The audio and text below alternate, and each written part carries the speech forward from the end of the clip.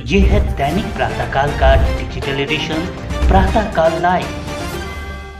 बहुत ही दुखद बात है, बहुत ही दिल को दुखा देने वाली बात है, सोचने वाली बात है कि सरकारें इतनी भी कठोर हृदय हो सकती है, ये हमने देख लिया। अरे आपने 400 घरों को एक साथ बुलडोजर से उड़ा दिया, पूरा 400 घरों को उड़ा दिया आपने। वो बेचारे बूढ़े, महिलाएं, बच्चे, तमाम लोगों को आपने रास्ते पे लाके बिठा दिया। जो इतनी कड़ी धूप के अंदर रस्तों के ऊपर बर्तन, अपना सामान वगैरह लेके बैठे हुए हैं। बच्चों की किताब, पुस्तक आप देखिए यहाँ वहाँ तितर बितर पड़ा हुआ है, रो रहे हैं, चिल्ला रहे हैं, बिलग रहे हैं, मगर सरकार के कान में जू नहीं रेंग रही। बस ये जाके तोड़ना था, आपने तोड़ दिया। अरे चलो इल्लीगल अतिक्रमण था, वहां के लोगों के बयान और स्टेटमेंट देखे आपने?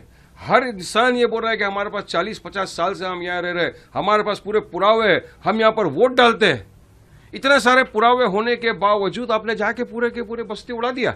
अरे आपको उड़ाना था, कम से कम उनको रखने के लिए एक ऑल्टरनेट अकोमोडेशन तो देना चाहिए था आपको। एक कम से कम आप बनाते जगह, म्हाडा के पास तो इतनी सारी जगह पड़ी हुई है ना, वहीं पर आप उनको बसा देते। लेकिन आपने इनके पुनर्विकास के लिए कोई योजना नहीं बनाई, बस रास्ते के ऊपर उठा के फेंक दिया। अरे वो इस भारत देश के नागरिक है, देश के नागरिक है, आपका दायित्व बनता है, जवाबदारी बनती है कि इनको कहीं तो बसाओ, कहीं तो उनका बसेरा करो।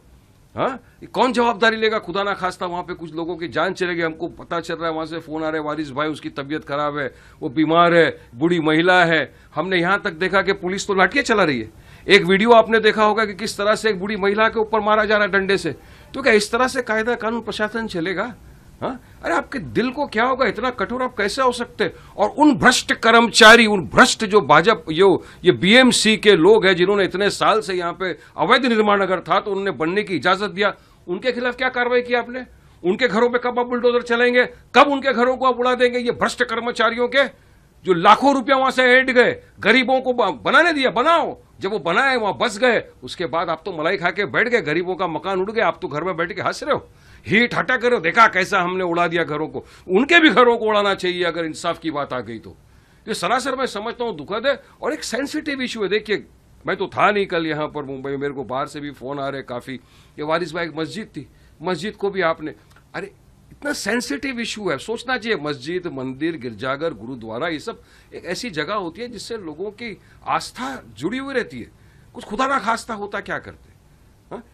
तो ये सारी चीजों को सरकार को मद्देनजर रखते हुए कार्रवाई करनी चाहिए। तो हम तो अभी भी बोलेंगे कि वो जो रास्ते के ऊपर लोग बैठे हुए हैं, उनका सरकार फौरी तौर से पुनर्विकास, कहीं रहने का इंतजाम करे, वरना तो इसी तरह लोगों को आपने सड़कों पे छोड़ दिया है। भारत देश के वासी है वो, वहां पे जो पड़े हुए रास्ते पे, वो महिलाएं, वो बूढ़े, वो बच्चे बिल चिल्ला रहे हैं, रो रहे हैं, मदद की गुहार लगा रहे हैं।